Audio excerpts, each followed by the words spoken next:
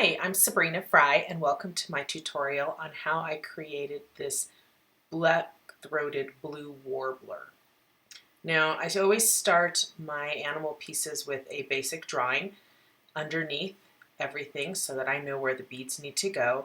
And here I am using some paint in certain areas so that when I place the beads on top of them, they won't show, the gaps won't show as much. This is a technique that I use to kind of camouflage the gaps that are inherent with using bugle beads in a project. So you'll see some areas will have paint, many areas will not.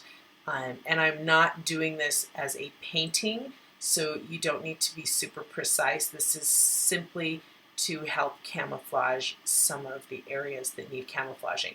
Now, black is always one of those areas that needs more camouflaging than others because white is so stark against the black. Once the painting is completed, you can go ahead and add things like the eyeball and other details that need to be put into place. I start with the eyes because I like for them to watch me create them as I'm working. So now we can start placing the bugle beads. Now you'll notice there are some longer beads that were glued down directly to the board. And then I'm going to start layering the feather beads into the piece. And what I'm doing is adding some glue and placing each bead in a layering staggered effect.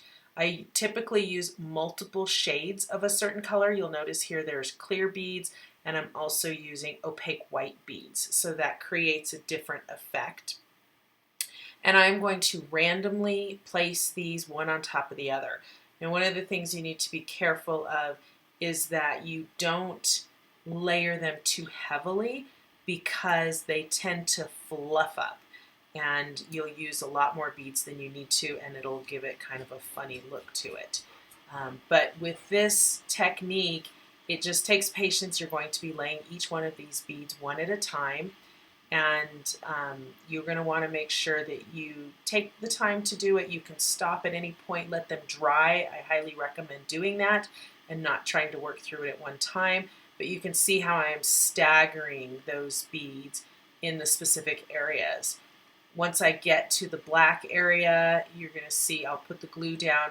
The glue looks a little bit sloppy right now, but it will dry clear. You want to make sure that you have enough glue to hold some of these layers into place. And just keep working, keep going at it, one bead at a time, layering them. And you'll also notice that I'm using different lengths of beads on here, different lengths of bugle beads.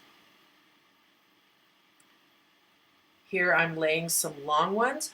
When I lay the long beads, I will lay them side by side rather than laying them on top of each other. And it gives that effect of those long feathers that birds have on their wings rather than on the under part of their belly.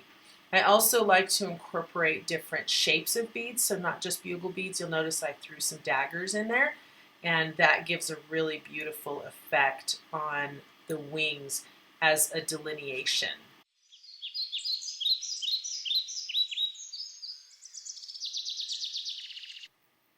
One thing that you will begin to notice is the closer I get to the face, the smaller the beads are getting. Now, I start to get into really small beads toward the head, and that's because that's the way an animal's feathers are. And they can be a little hard to work with. This is where I'm starting to lay them side by side instead of on top of each other. And then when I get into the really close face area here, I'm actually using cut wire rather than beads because the bugle beads can be somewhat thick, and with the cut wire it gives me that really fine feather look. I did have to cut these wires by myself one at a time. Here I am working on his feet, and his feet are attached to the branch that I already laid down, and I'm using beads on hanks in order to accomplish this.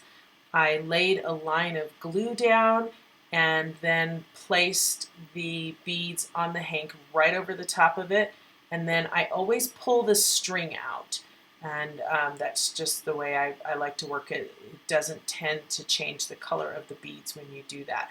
But this is a nice way to get kind of a natural movement look with those beads. Here I'm using a glue pen. This is a product by Silk Paint that we have a link for in the Bead Mosaic website.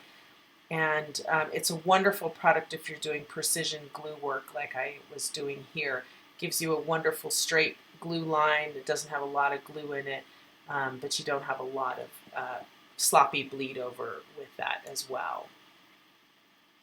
Now that we have kind of completed those details, it's going to take some drying time.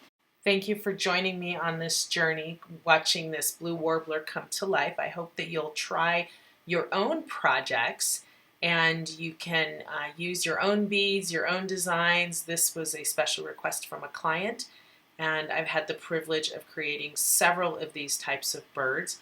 I decided to do the background in seed beads, but here is how he came out, and I added some additional details like the leaves.